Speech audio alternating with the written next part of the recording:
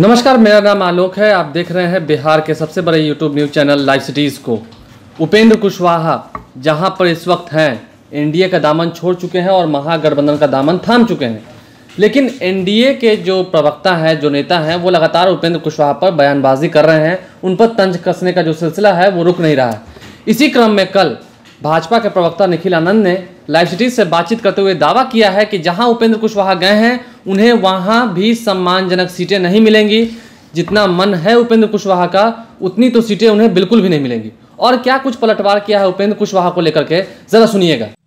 देखिए, उपेंद्र जी जब से एनडीए से गए हैं, यहाँ उनको बड़ा सम्मान था। अब उधर गए हैं तो उनको कोई पूछ नहीं है।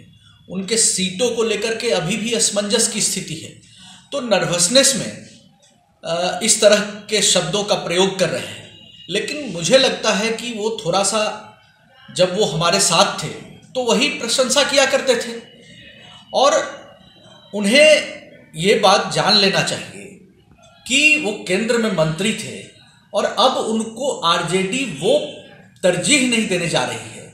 उनको उतनी मन मुताबिक संख्या में सीटें भी नहीं मिलेंगी और उनकी स्थिति एक तरह से बड़े ही दुविधापूर्ण स्थिति हो गई है।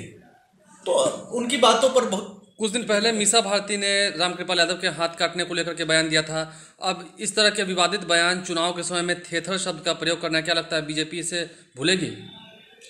देखिए, उपेंद्र जी वरिष्ठ नेता हैं और हमने एनडीए के भीतर उपेंद्र कुशवाहा जी को बड़ा सम्मान दिया था। केंद्र में उनको शिक्षा राज्य मंत्री का ओहदा मिला था और उनके पार्टी के विधायक, सांसद सब भाग गए थे। पार्टी टूट गई थी, तब भी हमने उनको सम्मान दिया था।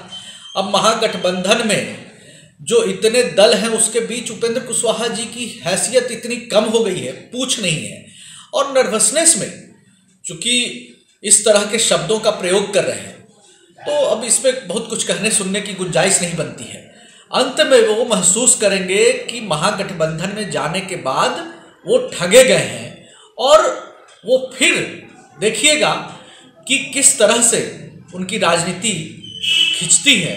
उनको एक परेशानी जरूर आएगी। आपने सुना बयानों के माध्यम से किस तरह से निखिल आनंद ने उन पर तंज कसा है। साफ साफ जो थेथर शब्द का प्रयोग किया गया था उपेंद्र कुशवाहा द्वारा ट्विटर के माध्यम से, उस पर भी तंज कसा है। लिखा है कि ये अमर्यादित बयान है।